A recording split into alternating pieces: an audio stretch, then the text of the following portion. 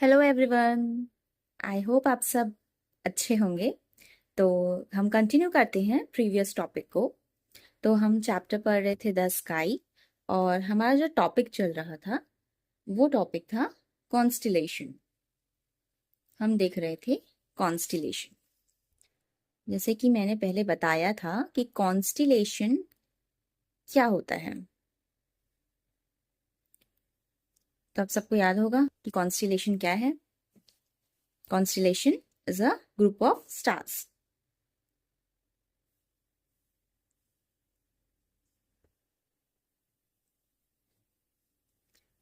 ये होता है एक ग्रुप ऑफ स्टार्स, या हो सकता है फैमिली ऑफ अ स्टार, जिसमें मेंबर्स जो होते हैं वो फिक्स होते हैं और वो एक सेम पैटर्न बनाते हैं। पैटर्न मतलब ये स्टार्स कुछ इस तरह से अगर अलाइन है तो ये इसी पैटर्न में अलाइन रहेंगे और एक फॉर्म बनाएंगे। इस फॉर्म के बेसिस में ही हमारे जो एंसेस्टर्स थे, पूर्वज थे, वो इनको नाम दिए हैं। सब सारे कॉन्स्टलेशंस जो हैं उनके अलग अलग नाम हैं। कुछ कॉन्स्टिलेशन के नाम मैं आपको बताती हूँ। जैसे एक कॉन्स्टिलेशन जो सबको पता है, सप्तऋषि, इसे बोलते हैं बिग सप्तऋषि।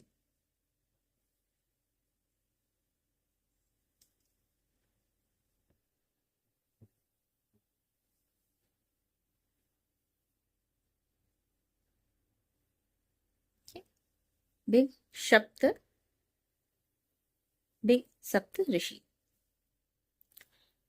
और इसके सिवा मैं और कुछ और नाम बताती हूँ आपको कॉन्स्टिलेशन के।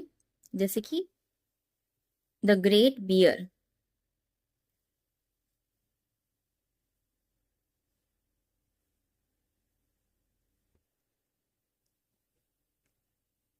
Little beer,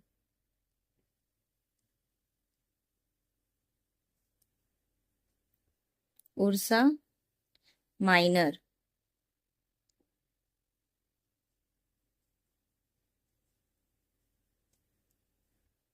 Orion. एक मिनट,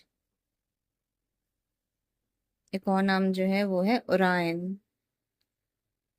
तो ये कुछ नेम्स हैं अलग अलग कॉन्स्टलेशंस के, जिनको उनके फॉर्म के बेसिस में नाम दिया गया है। मतलब ये सारे स्टार्स जो हैं वो एक पैटर्न बनाते हैं, उस पैटर्न के अकॉर्डिंग इनको नाम दिया जाता है।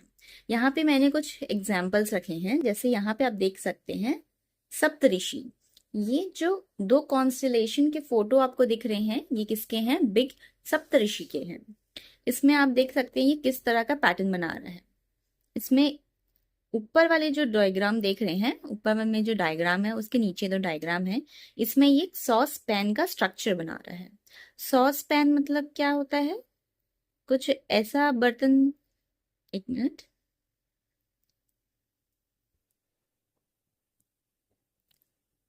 Sauce pan. सॉस पैन मतलब आप समझ सकते हैं जैसे तवा रहता है, तवा के शेप में है ये, लेकिन इसमें थोड़ा इसमें गड्ढा रहता है, ताकि इसमें ऐसा कोई यूटेंसिल आप देखे होंगे जो थोड़ा सा तवा की तरह रहेगा, लेकिन थोड़ा उसमें क्या रहेगा, गड्ढा रहेगा। वो होता है सॉस पैन। तो ऐसा स्ट्रक्चर बनाता है। ये दोनों जो है, ये देख सकते हैं, ये दोनों के दोनों बिग सप्तऋषि कॉन्स्टलेशन को रिप्रेजेंट कर रहा है। इसमें भी अगर ऊपर वाले डायग्राम में देखेंगे जो कि बुक में दिया हुआ है, तो इसमें भी सॉस पैन का स्ट्रक्चर बन रहा है। ये इस तरह से मैं इसे ऐड करती हूँ, अगर ज्वाइन करते जाती हूँ ये इस तरह से। फिर ये जो है, ये देखिए, ये बना एक सॉस पैन का स्ट्रक्चर। इसमें क्या है आप देख सकते हैं, तीन स्टार्स जो एक यहाँ पे है, एक यहाँ पे है, एक यहाँ पे। ये तीन स्टार्स जो हैं ये कहाँ पे हैं? ये इसके हैंडल में है। और यहाँ पे जो फोर स्टार्स हैं ये क्या, सॉस पैन में है ये, है ना? तो तीन स्टार्स जो है वो हैंडल में है, फोर स्टार्स जो है वो सॉस पैन में है। और अगर यहाँ ये वाले हम लोग क्या करेंगे, स्टार से एक सीधी लाइन खींचेंगे तो ये नॉर्थ पोल में एक स्ट्रेट लाइन बनाती है। तो ये हो गया बिग सप्तऋषि के बारे में। इसके बाद बिग सप्तऋषि के बारे में और भी कुछ चीजें हैं।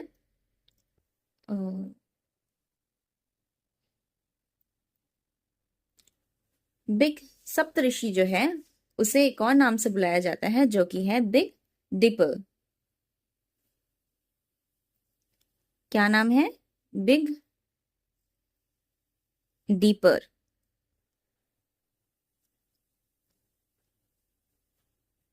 ठीक है।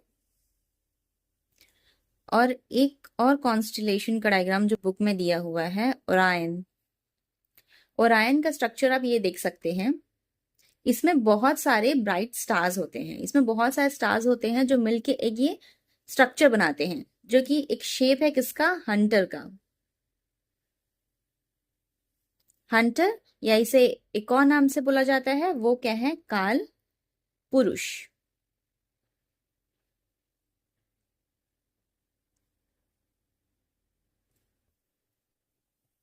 ओके। तो ये है ओरायन। ये जो कॉन्स्टिलेशन है इसका नाम है ओरायन। इसका जो स्ट्रक्चर है, जो शेप बनाता है, वो एक हंटर का शेप है और इसे काल पुरुष भी कहते हैं। इसी तरह से आप आसमान की ओर देख सकते हैं, वहां डिफरेंट डिफरेंट पैटर्न्स बनाने की कोशिश कर सकते हैं, कॉन्स्टलेशन ढूंढ सकते हैं कि इसमें से कौन सा स्टार्स जो है वो ग्रुप ऑफ स्टार्स हैं एक, और एक पैटर्न बना रहे हैं। इस तरह से आप कॉन्स्टलेशन को भी आइडेंटिफाई कर सकते हैं। ओके, तो अब आगे चलते हैं।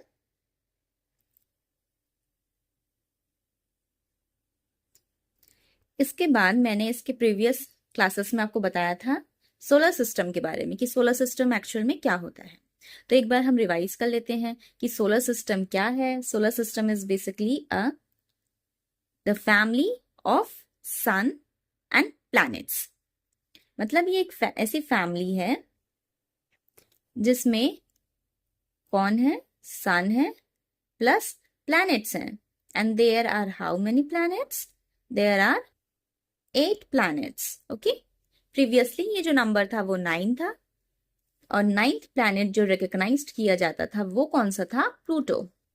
बट प्लूटो को प्लैनेट की कैटेगरी से हटा दिया गया है और इसे अब बोलते हैं SIDO planet.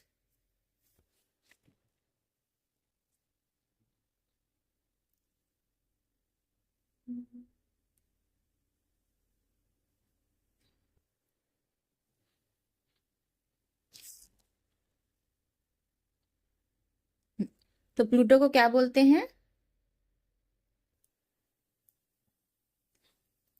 9th planet Pluto, और इसे क्या बोलते हैं? SIDO planet.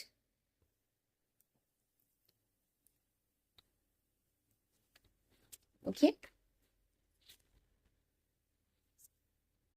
तो हमारे सोलर सिस्टम में जो 8 प्लैनेट्स हैं, अब हम उस 8 प्लैनेट्स को देखते हैं। तो सबसे फर्स्ट में जो प्लैनेट आता है वो है Mercury, then Venus, then Earth, then third number पे अर्थ आता है, फोर्थ में आता है Mars, fifth one is Jupiter, then Saturn, Uranus, and then last में आता है नेपच्यून। तो ये इस तरह से एक सोलर सिस्टम बनता है, जिसमें हेड ऑफ द फैमिली जो रहता है वो रहता है सन। तो अब हम सब इस प्लैनेट के बारे में बात कर लेते हैं। सबसे पहले तो ये जो प्लैनेट्स थे, ये कौन से? सैटर्न। ठीक, मरकरी से लेके सैटर्न तक जो प्लैनेट हैं वो नेकेड आई से, मतलब इन आंखों से देखे जा सकते हैं। बेसिकली हम देख सकते हैं इन सारे प्लैनेट्स को, कहां तक? सैटर्न तक। लेकिन जब डिस्कवरी हुई किसकी? टेलीस्कोप की। टेलीस्कोप, जब टेलीस्कोप की डिस्कवरी हुई तब उसके बाद हम 2 और प्लैनेट जो थे, यूरेनस, नेपच्यून, और पहले जो प्लैनेट कंसीडर किया जाता था प्लूटो, उसको हम लोग देख सके किससे? टेलीस्कोप से। ओके, तो हमारे एंसेस्टर जो थे वो प्रीवियसली क्या किए थे? बिना टेलीस्कोप की मदद से सैटर्न तक देख पाते थे, और उसके बाद टेलीस्कोप की डिस्कवरी के बाद हमने यूरेनस और नेपच्यून डिस्कवर किया है। एक टर्म आता है मून। हम लोग सब जानते हैं कि हम चांद, एक्चुअल में हम उसे क्या बोलते हैं? मून। इसका इंग्लिश वर्ड जो है वो है मून। मून क्या है? ये है एक सैटेलाइट। अब आप सोच रहे होंगे सैटेलाइट तो आपने सुना है कि सैटेलाइट जो है वो लॉन्च होता है, तो मून सैटेलाइट कैसे हुआ? बट जो लॉन्च होता है वो तो सैटेलाइट है, लेकिन सैटेलाइट का डेफिनेशन क्या होता है? सैटेलाइट ऐसी हेवनली बॉडीज होती हैं, हेवनली बड़ी मतलब बॉडीज होती हैं जो क्या है, किसी प्लैनेट के अराउंड रिवॉल्व करती हैं। रिवॉल्व मतलब उसके चारों ओर घूमती हैं, ठीक, वो होता है सैटेलाइट। तो मून जो है वो भी हमारे अर्थ के अराउंड चक्कर काट रहा है, तो वो क्या हुआ, हमारे अर्थ का नेचुरल सैटेलाइट हुआ। नेचुरल है, मैनमेड नहीं है। मैनमेड कौन से सैटेलाइट है? जो यहाँ से लॉन्च किए जाते हैं वो होते हैं मैनमेड या आर्टिफिशियल सैटेलाइट्स। बट मून जो है वो नेचुरल सैटेलाइट है, वो किसी भी मनुष्य के द्वारा वहां पे स्थापित नहीं किया गया है। ओके, तो आपको अब समझ आ गया होगा कि सैटेलाइट क्या होता है। सैटेलाइट ऐसी बड़ी बड़ी बॉडीज होती हैं जो किसी भी प्लैनेट के अराउंड चक्कर काटती हैं, उसे सैटेलाइट कहते हैं। उसी तरह से मून जो है वो हमारे अर्थ के अराउंड चक्कर काटता है, इसीलिए मून जो हुआ वो हुआ नेचुरल सैटेलाइट। अब हम आगे बढ़ते हैं और अब इसके बाद हम बाकी प्लैनेट्स देखते हैं। तो फर्स्ट प्लैनेट, जैसे कि मैंने बताया था कि फर्स्ट प्लैनेट कौन सा प्लैनेट होता है? मरकरी।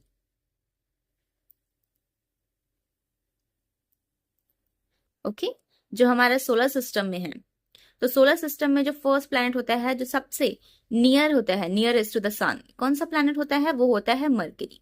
अब इसके बाद ये नियरेस्ट होने के कारण हॉटेस्ट भी होता है, बहुत गर्म होता है, क्योंकि ये क्या है, सन के पास होता है, इसलिए हॉटेस्ट होता है। इसके बाद क्या है, इसकी कुछ प्रॉपर्टीज जो हैं, मरकरी की जो प्रॉपर्टीज हैं, इसमें प्रॉपर्टीज मतलब कुछ जो विशेषता होती हैं, कुछ करेक्टरिस्टिक्स जो होते हैं, वो सेम है किसके? Similar to moon. जो मून है हमारा, उसके कुछ सिमिलर है इसकी प्रॉपर्टीज। इसका जो एटमॉस्फियर बोल सकते हैं हम लोग, तो वो बहुत गर्म है। यहाँ पे कोई पेड़ पौधे जंतु जीव ऐसा कुछ नहीं मिलता। यहाँ का जो इन्वायरमेंट है वो रॉकी सिस्टम है, वहां पे क्या है, रॉक्स हैं, पेड़ पौधे नहीं है, सिर्फ रॉक्स हैं, और क्या है, माउंटेन्स हैं।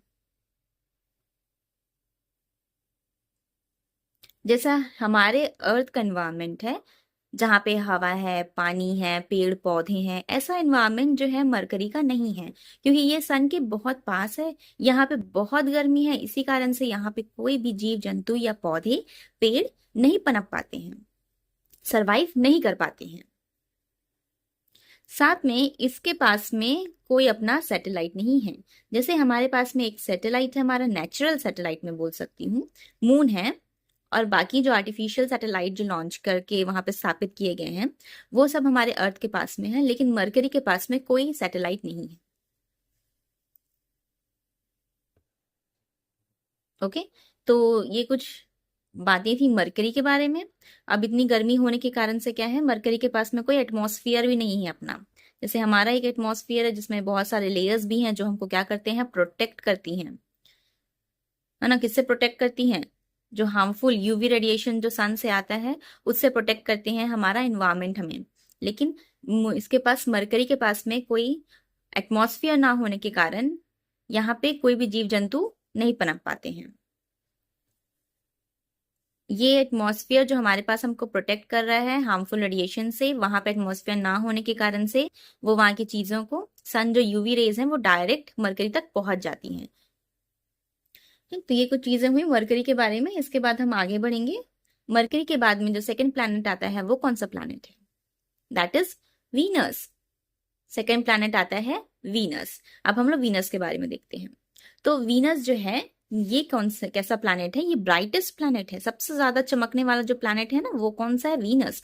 अगर आप अभी या रात के टाइम पे आप ऊपर देखेंगे आसमान में, तो आपको जो सबसे चमकने वाली चीज दिखेगी ना वो कौन सी होगी? वो होगी वीनस। देखिए, ये जो प्लैनेट्स होते हैं इनके पास में अपना कोई भी, मतलब ये अपना खुद ही रोशनी एमिट नहीं करते हैं। इनके पास में जैसे बाकी स्टार्स जो है वो खुद रोशनी एमिट करते हैं, उनके पास सोर्स होता है, सोर्स ऑफ एनर्जी होता है, जिसके कारण से वो क्या है, लाइट एमिट करते हैं।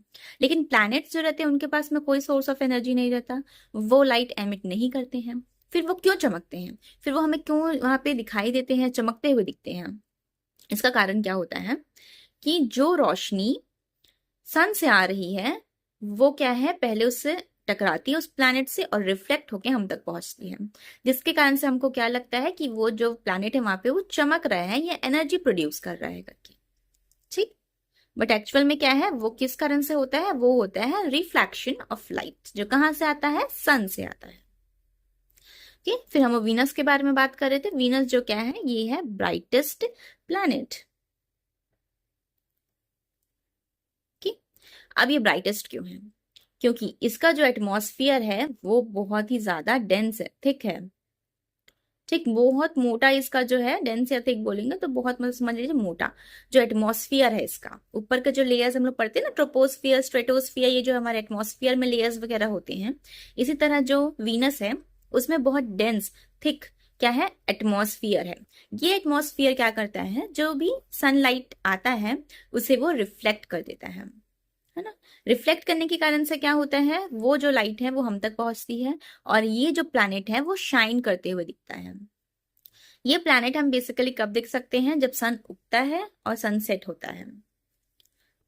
तो इसे हम क्या नाम देते हैं, इसका एक और नाम है, इसे बोलते हैं मॉर्निंग स्टार। ये कोई स्टार नहीं है ना, मॉर्निंग स्टार, या फिर हम इसे और क्या बोल सकते हैं, इवनिंग स्टार।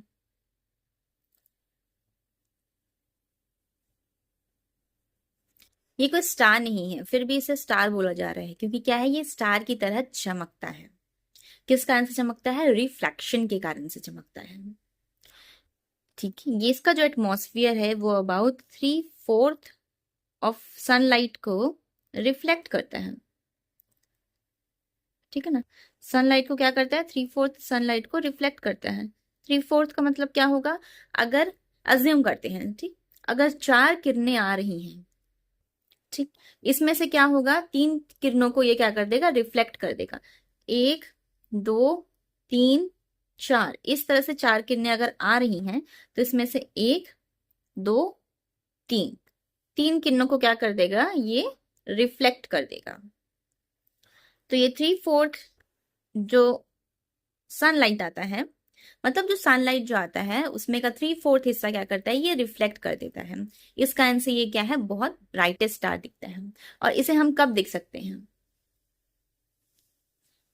सनसेट होने से पहले, मतलब सनराइज, सनराइज मतलब सन उगने से पहले हम इसे देख सकते हैं, एंड जस्ट आफ्टर सनसेट, मतलब सनराइज हुआ जब सूर्य उदय होता है उससे आप थोड़ी देर पहले इसको देख सकते हैं। और किस समय देख सकते हैं, जब सनसेट होता है, जब सन जो है वो डूबता है उसके जस्ट बाद आप इसे देख सकते हैं। हम लोग इसके वॉल्यूम के बारे में बात करते हैं। इसका जो वॉल्यूम होता है वो 4/5 होता है, किसके वॉल्यूम का, अर्थ के वॉल्यूम का। अब ये 4/5 से आप ये समझ सकते हैं, अगर हमारा जो अर्थ है उसका वॉल्यूम 5 है तो जो वीनस है उसका वॉल्यूम क्या होगा, 4 होगा। ठीक है, और जो वीनस होता है उसका डायमीटर क्या होता है, नियरली सेम रहता है, सेम रहता है ऑलमोस्ट किसके, अर्थ के डायमीटर से सेम रहता है। ये डायमीटर है, ये जो सर्कल होता है ये इसका डायमीटर इस तरह से होता है। तो जो वीनस का डायमीटर है, ऑलमोस्ट डायमीटर जो है वो सेम है किसकी, अर्थ की। और वीनस के पास में नो नेचुरल सैटेलाइट, इसके पास में कोई सैटेलाइट नहीं है। मरकरी के पास में भी कोई सैटेलाइट नहीं है, साथ में वीनस के पास में भी कोई सैटेलाइट नहीं है। ओके, अब उसके बाद हम आगे बढ़ते हैं और